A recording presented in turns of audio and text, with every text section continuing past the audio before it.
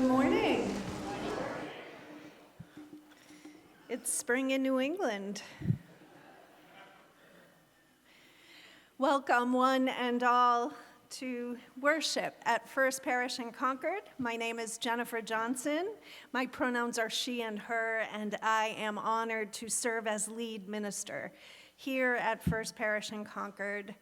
First Parish is a member of the Unitarian Universalist Association of Congregations, and love lies at the center of our faith. Connected by our shared values, we gather to live out our mission together, to deepen spiritually, to build beloved community, and to make a positive difference in the world. Welcome to all joining us in the sanctuary and those of you joining by Zoom. A special welcome to newcomers visiting for the first time or have only visited us a few times. It can take a while to get your bearings. Please know that ushers are available in the rear of the sanctuary, and a Zoom host, chat host is online, and they can answer questions and offer assistance. Zoom participants are invited to stay online after the service for a time of conversation and fellowship, and all present in the sanctuary are welcome to enjoy coffee hour in the parish hall downstairs. For those who prefer a more intimate space, we have a worship sharing circle when you can reflect on today's worship themes with a small group. That begins at 11:15 in the Brooks Room, and it is also accessible by Zoom link. Leah Russell is our governing board representative today. Leah's right here, and she will be available during coffee hour for conversation and questions. Please check out the announcements that are inserted in your order of service. You'll find just some of the many ways that you can deepen your engagement here at First Parish and respond faithfully to the many challenges of our wider world.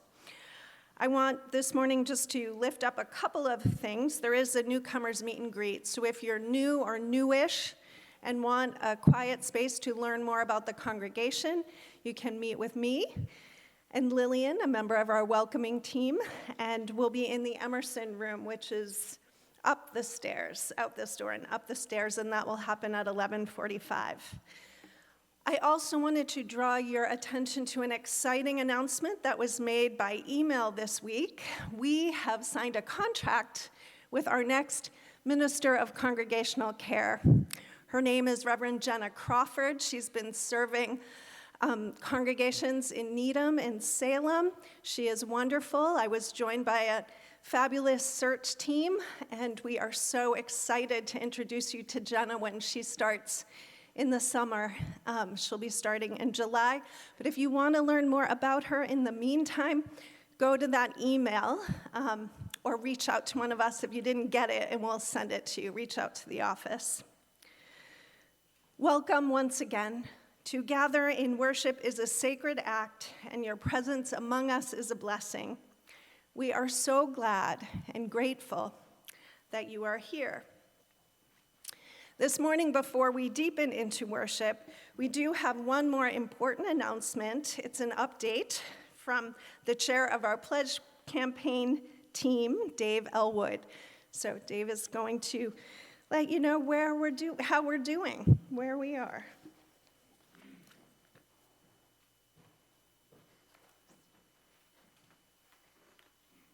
Good morning. I'm sure like the April showers, nothing says springtime more to you than the annual pledge campaign. So I'm here from the pledge team to give you a quick update. So we are recently hit 82% of our goal of $975,000. So thanks to all of you who pledged. We know it takes a little bit of extra courage and faith to pledge this year given all the financial turmoil. So the pledge campaign is formally ending this weekend. And we will soon be starting the budgeting process. However, there's still time to pledge, and we encourage you, if you haven't pledged already, we still haven't heard from a few families, individuals, please pledge now so we can get your pledge into the budgeting process and make it the best possible pledge or budget for First Parish.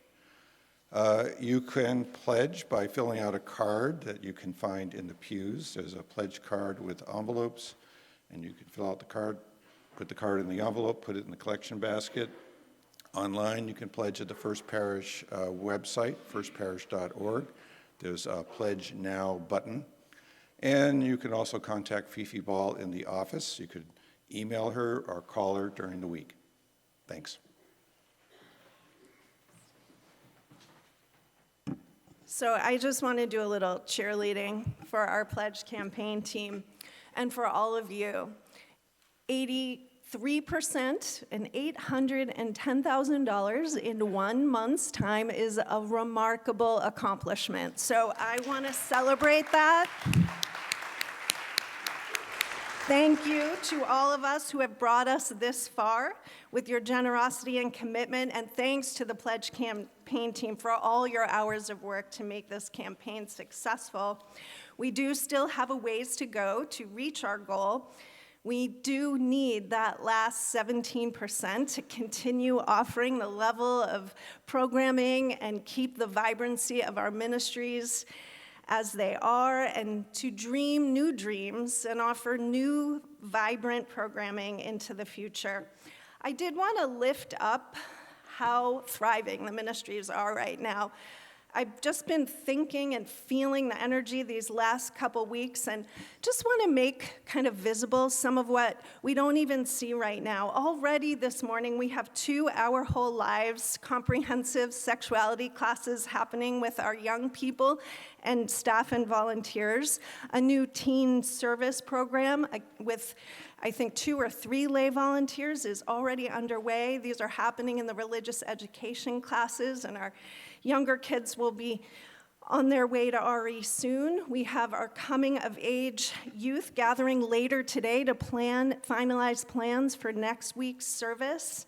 Yesterday, our social action team mobilized in like a week's time 2 full busloads of first parishioners and friends to the Hands Off rally in Boston.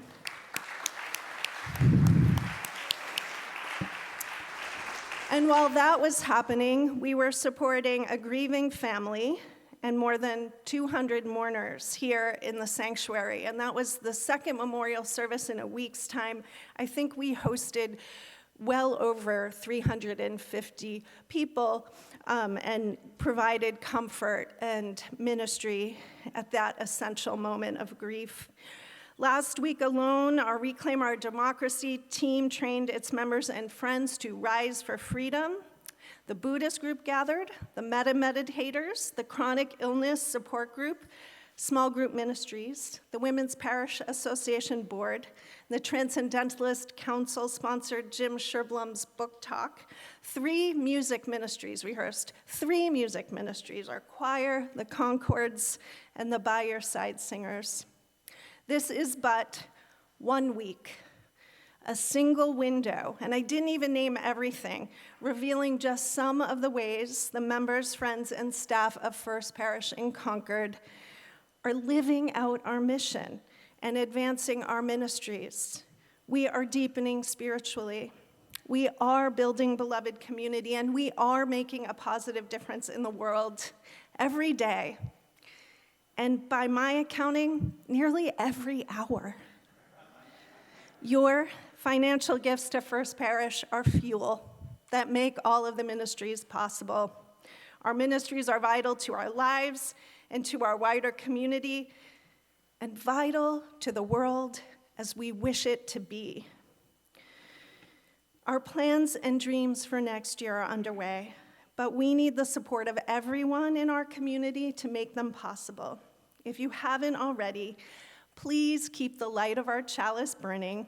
Please help us rise together by making your pledge today. And that's the end of my spiel. In our Unitarian Universalist tradition, we mark the beginning of worship by kindling that flaming chalice, that symbol of our faith. that is a beacon of love, compassion, and hope in a beautiful and broken world. Please join in our chalice lighting response. It's new for the month of April and for our theme of joy. Out of the darkness, light. Out of the light, warmth. Out of the warmth, joy. Out of the joy, togetherness. May this flame hold us for the time we are here with one another.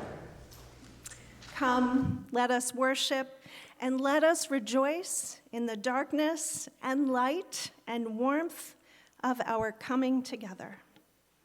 Please rise in body or spirit for our opening hymn. It's number 347, Gather the Spirit.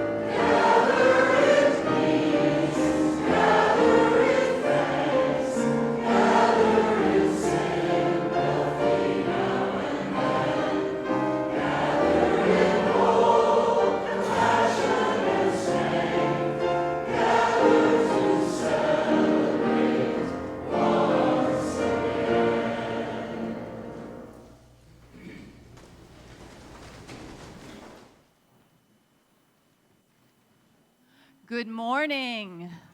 I'm the Reverend Amy Friedman. My pronouns are she, her. I'd like to invite kindergarten through fifth graders to come forward at this time, please.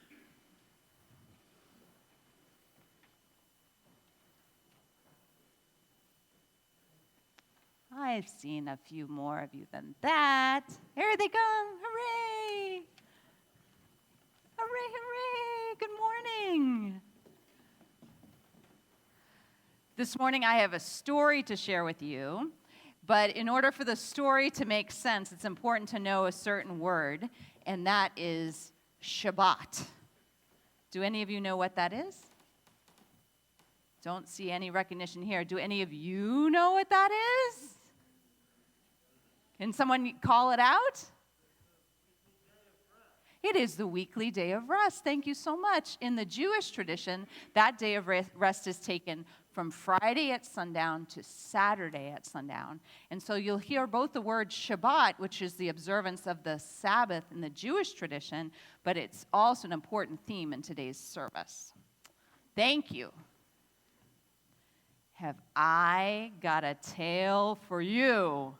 And it comes from a book called My Jewish Year by Adam Fisher. Many years ago, there was an emperor who loved to eat. And there was a rabbi who loved to cook. The rabbi invited the emperor over for dinner one night on Shabbat, and they ate a splendid meal of soup and vegetables and fish. And for dessert, the rabbi served the most delicious pie that the emperor had ever eaten. When the emperor was finished, he thanked the rabbi and he asked for the recipes. And the rabbi gave the emperor all of the recipes. And during the week, the emperor's cook prepared all of the recipes, but the emperor was disappointed. And he later complained to the rabbi, "The food does not taste as good as it did in your house on Shabbat." "Of course not," replied the rabbi. "The food did not have the Sabbath spice." "But what is this Sabbath spice?" the emperor asked. "Where can I buy it?" And the rabbis, who often have beards, gave his beard a little tug and gave that little knowing smile that rabbis sometimes have. And he said, "My friend, you cannot buy it. The Sabbath spice comes from that special feeling of peace and rest on Shabbat, which makes all food so much better."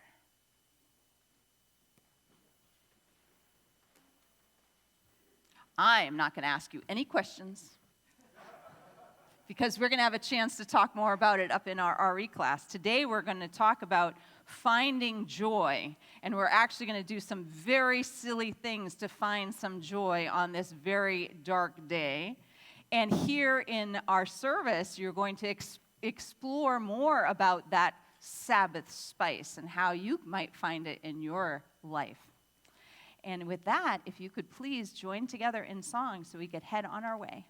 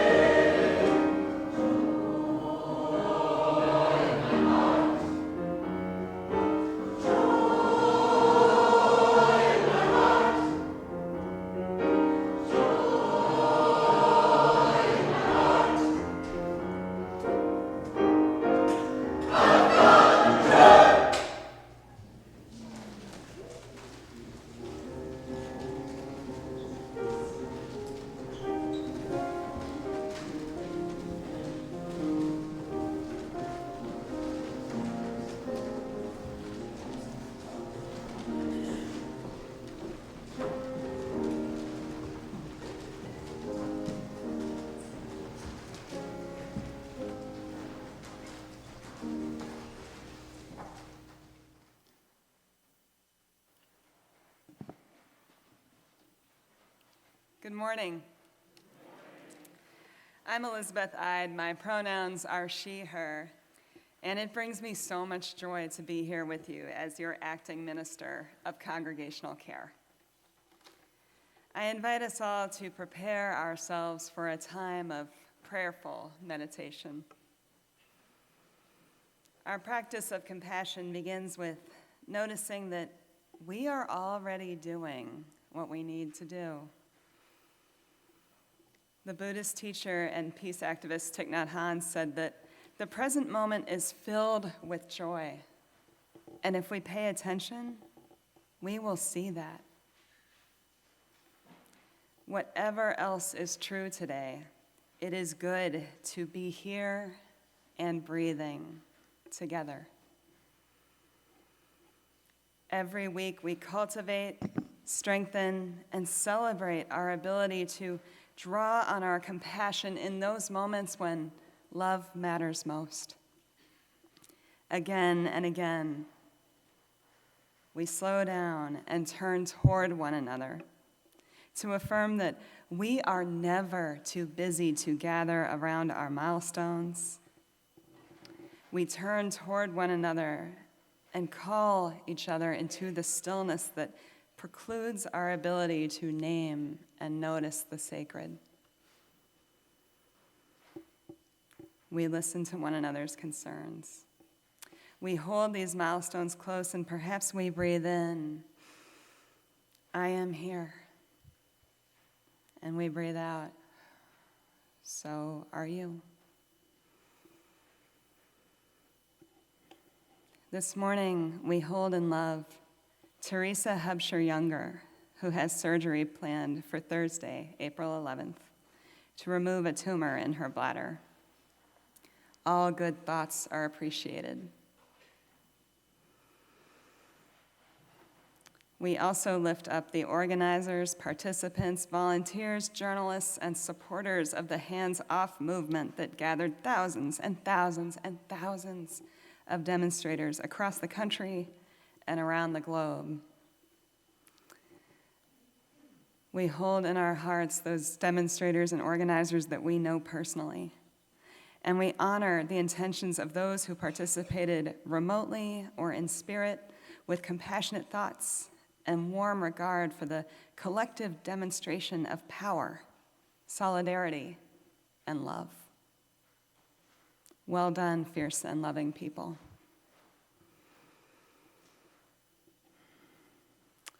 Let us breathe in the knowledge that we are here in body, spirit, and time with our people.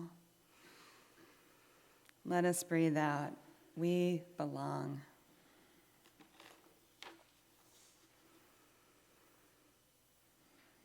No matter who we are or how we use our time, each of us is sacred, and so are the contents of our hearts and minds.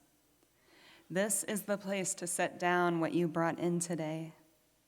And so whether you say the words aloud, type them into the chat, or silently intend that your concern is shared, we are all invited to offer the names and sacred concerns that matter to you this morning, beginning now.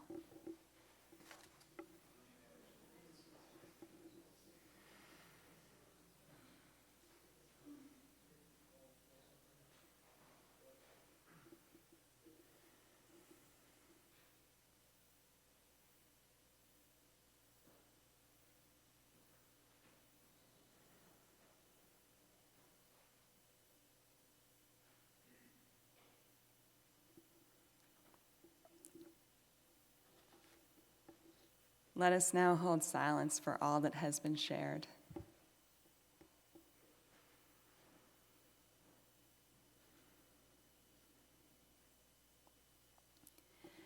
May our intention of care bring peace to each and all as our meditation continues with these words adapted from those of Chris Cervantes.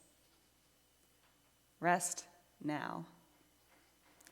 Rest in the peace of this moment. Be at ease. Look up at the stars and down at the floor. Imagine the stars looking back at you over years and centuries, across oceans of empty space. Imagine the feel of the ground under your bare feet and feel it. Dry and crunchy, soft and supple, heavy and lush with rain. Rest now. Rest in the peace of this moment.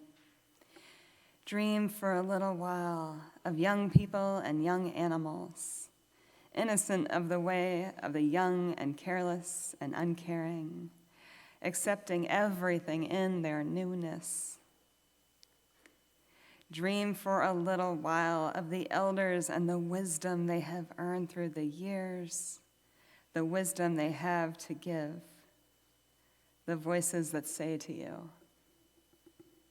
it is right and proper to rest now, to be still at the turning axis of the world and let go. Let go of the long spooling of history, of sorrow and joy and birth and death, and all of the long years in between. Rest now. Rest in the peace of this moment. May it be so, and amen.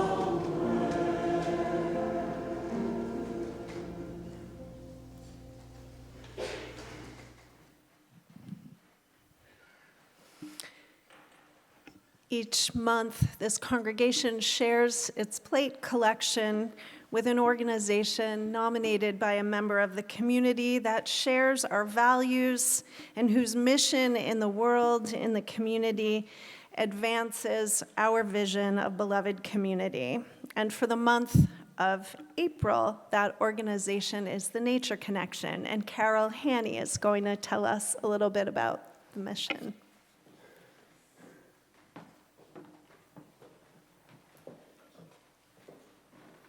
Hi, my name's Carol. I'm a proud member of First Parish Concord, and I work at the Nature Connection, which is a nonprofit here. It's been in Concord, now in West Concord, for 40 years. We're a very small and mighty nonprofit, and our mission is to bring the healing and the steadying power of nature to people who may have limited access. Along with a crew of volunteers, we will create programs where we'll bring in animals, sometimes wild animals like owls and snakes, and this month we have tadpoles. Sometimes more kind of cozy animals like rabbits and guinea pigs. We create a seasonal theme, and we go to lots of different places, mostly elder care facilities in Middlesex County, and also some day programs. And recently I went to a day program in Cambridge, and we brought a lot of herbs and spices, and this is a program for folks that are a lot of new Americans or hoping to become Americans. And often when we arrive there, people are diligently doing coloring pages and things like that, which is very peaceful, but we bring in nature and suddenly people come alive. I've learned more through both mime and my poor French about herbs and spices that are used for healing in many countries. And these elders just blossom when they're sharing their wisdom. They become more fully themselves. And I also see that when we go to memory care facilities where we're sharing nature, and you don't need to know a lot. You don't need to remember the names of things. You can just enjoy. And with our volunteers, we're able to really share things one-on-one. It's very heartening and hopeful and very joyful work, and I think nature does the work of it all. So we bring it, and people just expand and grow. We're very, very grateful that you chose us this month for your share of the plate, and I will be downstairs at the coffee hour with some plants to smell if you want to hear anything else about our organization. Thank you so much for your support.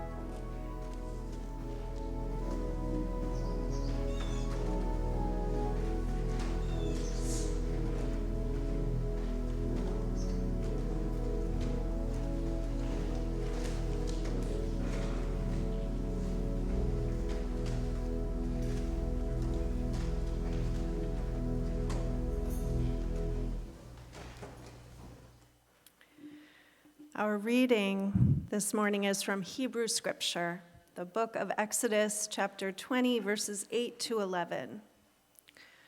Remember the Sabbath day by keeping it holy. 6 days you shall labor and do all your work, but the seventh day is a Sabbath to your God. On it you shall not do any work, neither you, nor your children, nor your servants, nor your animals, nor any foreigner residing in your towns. For in 6 days God made the heavens and the earth, the sea, and all that is in them. But God rested on the seventh day. Therefore, God blessed the Sabbath day and made it holy.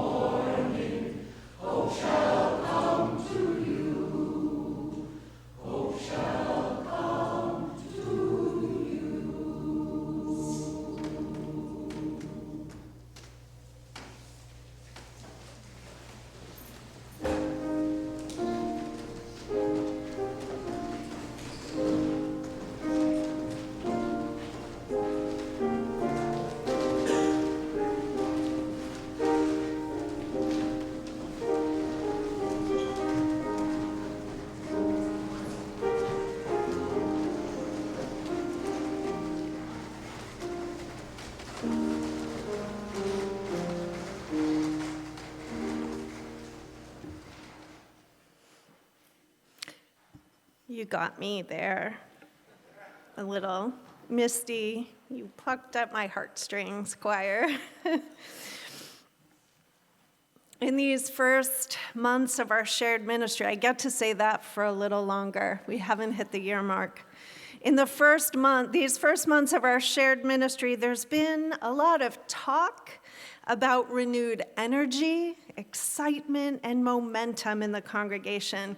Some of you have observed to me a feeling that First Parish in Concord is back in gear after the slowdown imposed by the COVID lockdown and its fallout. One of my observations is that this congregation defaults to high gear. At least as far as Unitarian Universalist congregations go, this is a congregation of energetic, dedicated souls who intend to make things happen and get things done. Recall that lengthy list of activities I read off during the pledge campaign update. I like that about you. It's one of the reasons I accepted your call. I came to ministry in midlife. I don't have a lot of time to hang back. I want to minister with a congregation that will keep me on my toes, and you do. I'm a thinker and a feeler by nature, and I need an energetic congregation to help me transform thought and feeling into action and deed. You do that. You transform feeling into action. You do the work of love, extending yourselves to nurture your own and others' spiritual growth. In worship and social action, in religious exploration and small group, newcomers circles, committee meetings, pastoral encounters, and so much more. You show up. You do. You learn and lead, care, organize, support, encourage, create, solve, and transform, all in the service of growing spiritually as individuals and a multi-generational community. And you extend yourself beyond these walls in the greater community to create the social conditions that allow all people to grow spiritually into the fullest expression of their potential.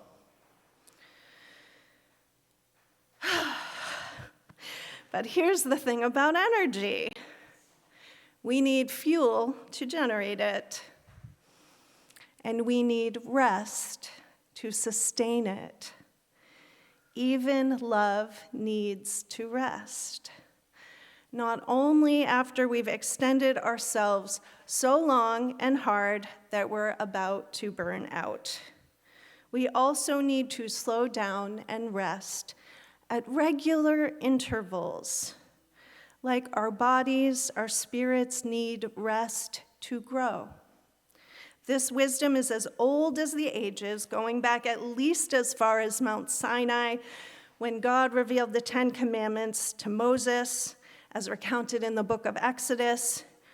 Remember the Sabbath day by keeping it holy.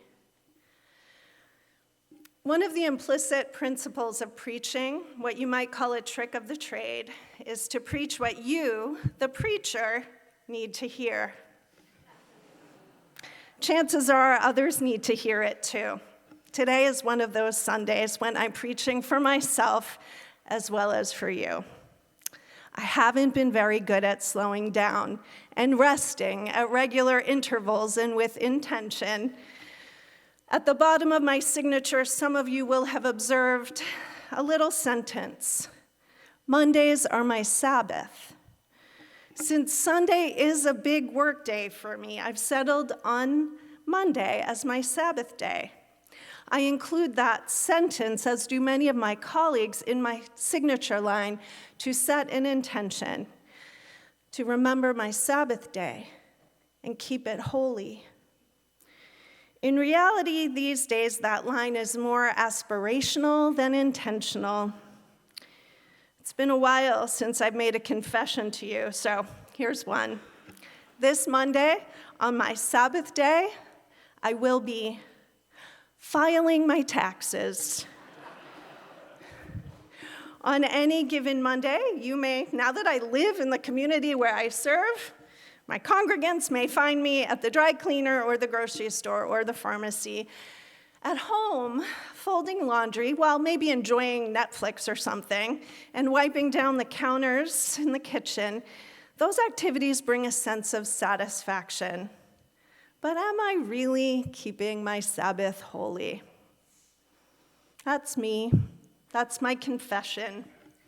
What about you? Do you set an intention to keep a Sabbath day?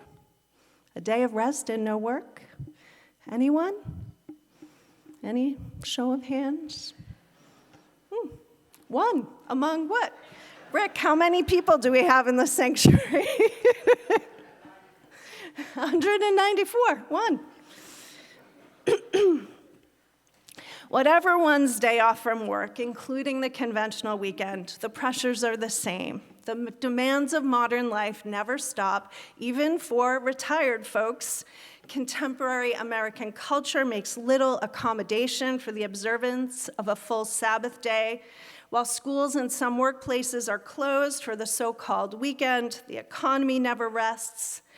The vast majority of retailers and restaurants must open to compete. In a global economy, production and distribution of food and energy simply cannot cease, nor can the news cycle. Our kids can't even catch a break. School may be out, but increasingly the activities of childhood are organized into structured activities that spill into the weekend. I sometimes lament that we have professionalized childhood. There's so little time for creative, unstructured play, for daydreaming and stargazing, neighborhood escapades, getting lost in the book, those ingredients of holiness. Not to mention church-going and Sunday school.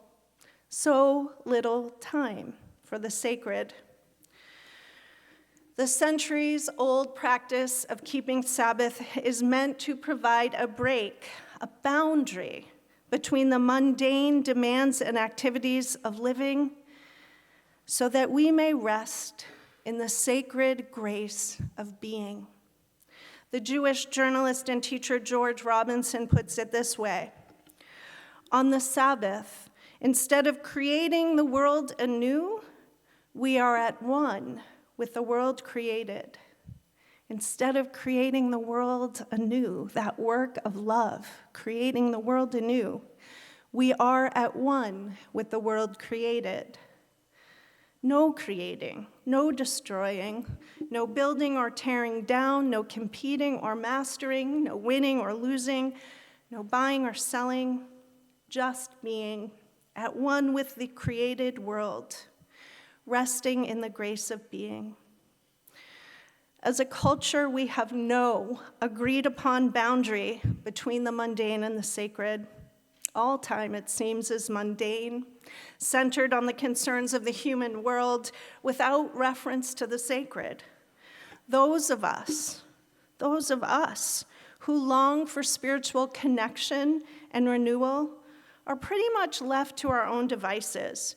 Perhaps we find a yoga class, a meditation app, or a walking trail in the woods. And of course, here we are at church, so there is that.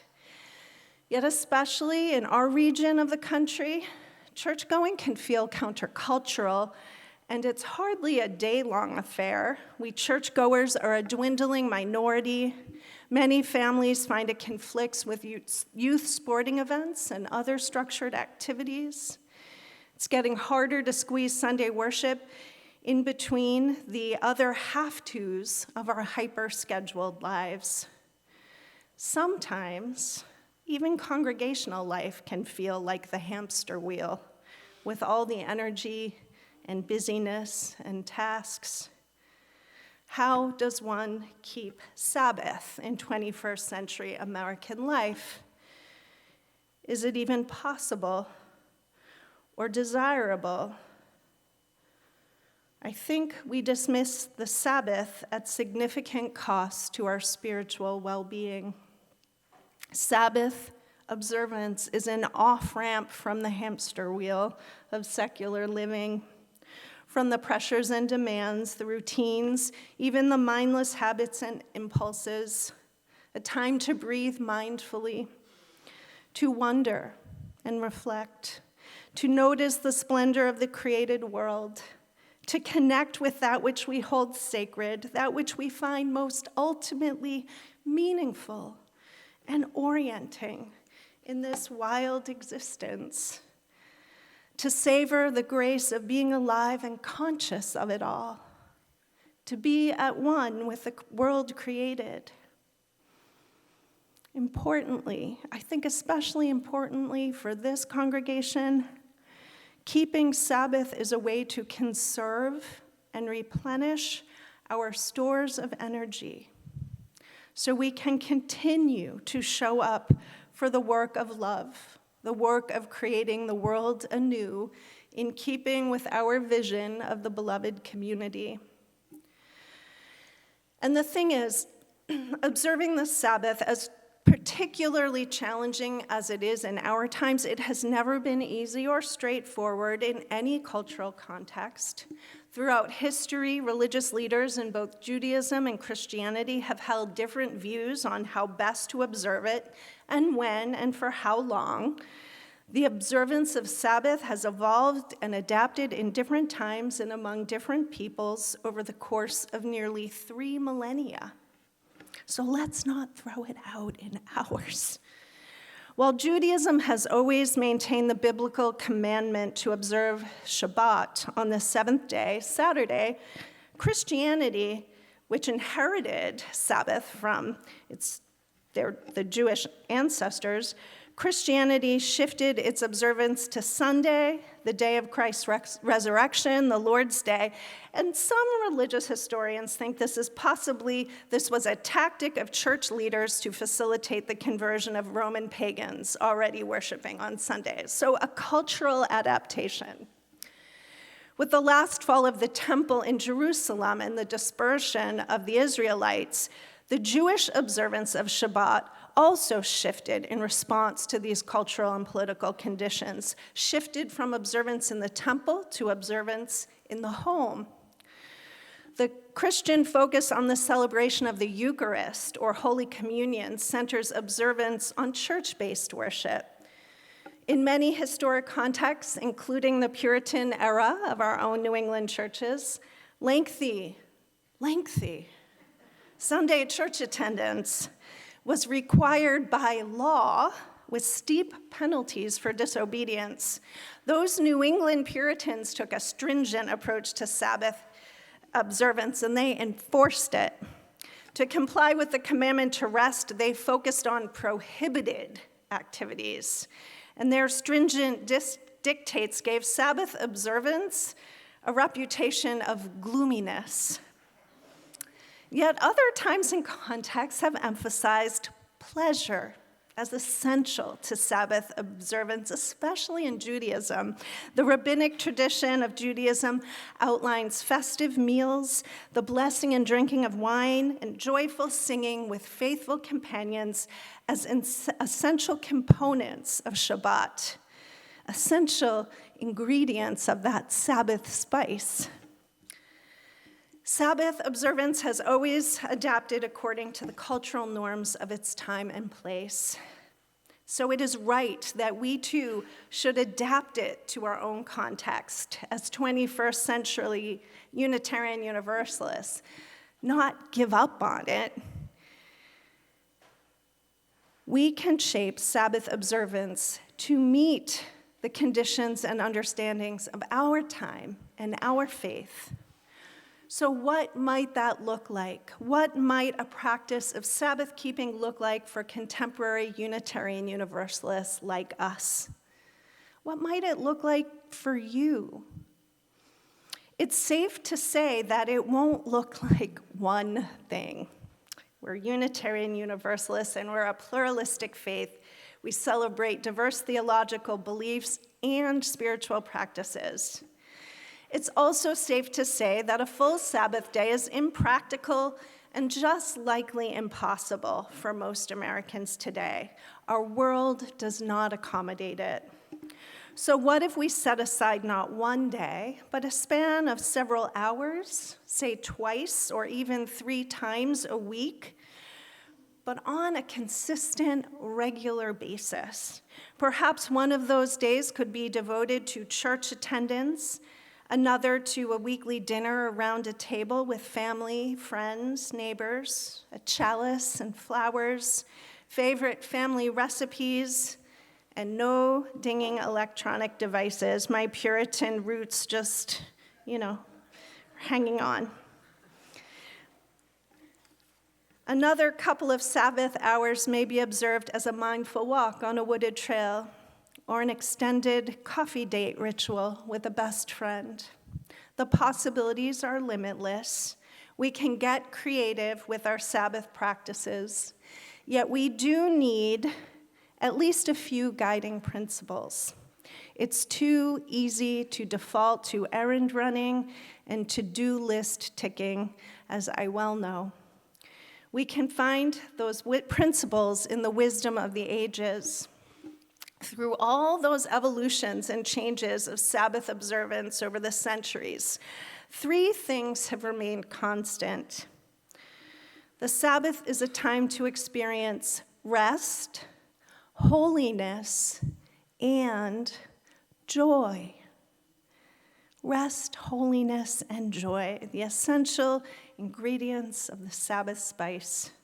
The first 2 are prescribed as far back as Moses in the stone tablets inscribed on Mount Sinai, metaphorically at least. The first is rest. On Sabbath, God commands, you shall do no work. Take a break from work and labor. And you can be creative in your interpretation of work and labor.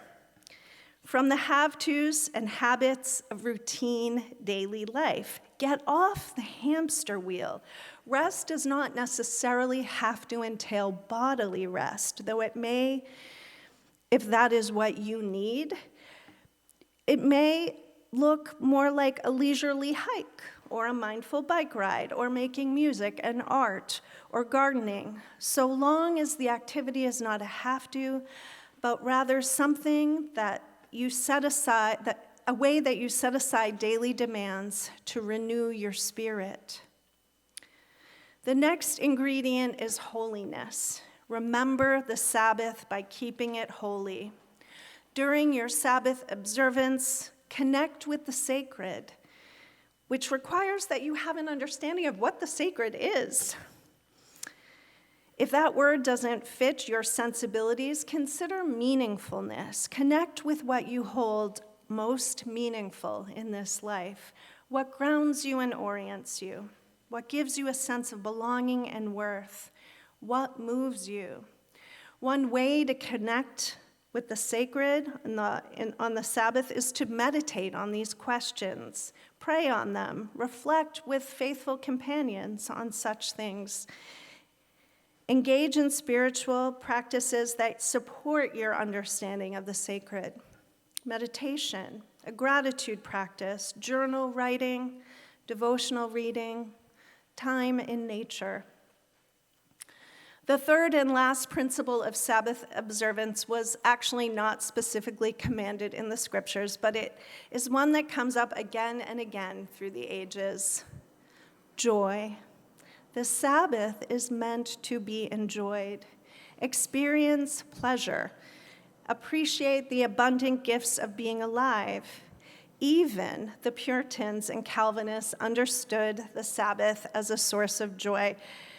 Jonathan Edwards himself, that stern and fiery Great Awakening preacher, wrote this of the Sabbath: God made it to be a joyful day. The Christian Sabbath is one of the most precious enjoyments of the visible church. George Robinson writes that Shabbat is also a time of joy, of good food and wine. Judaism is most decidedly not an ascetic religion. Enjoy your Sabbath. Rest, holiness, and joy. These are three essential ingredients of a Sabbath-keeping practice. All three must come together to renew our spirits. I am going to reset my intention here before all of you. I do have to finish my taxes, but Monday is my Sabbath, and I am going to set aside some sacred time for rest, for holiness, and for joy. And next Monday, I'm committed to doing one better. I hope you will join me in your own time and way. May it be so. Now, let us sing about joy. This is a song, I'm going to just squeak by you. The song by Shirley Cesar, the gospel singer. This joy that I have, if you don't know it, you will pick it up quickly. But please rise and sing. This joy that I have, the world didn't give it to me, and the world can't take it away. Here we go. And this joy that I have, the world didn't give it to me. This joy that I have, the world didn't give it to me. This joy that I have, the world didn't give it to me. The world didn't give it, the world can't take it away. One more time, this joy. This joy.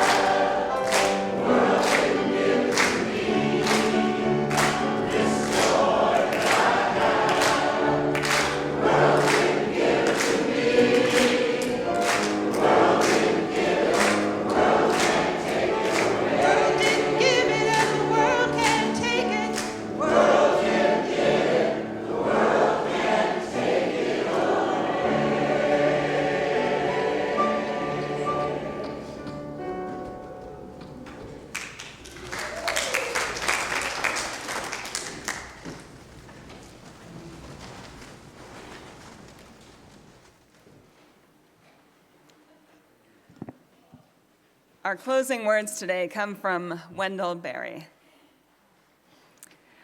The love and the work of friends and lovers belong to the task and are its health. Rest and rejoicing belong to the task and are its grace. Let tomorrow come tomorrow. Not by your will is the house carried through the night. And now let us offer one another the traditional blessing of our unison benediction. Go out into the world in peace. Have courage. Hold on to what is good.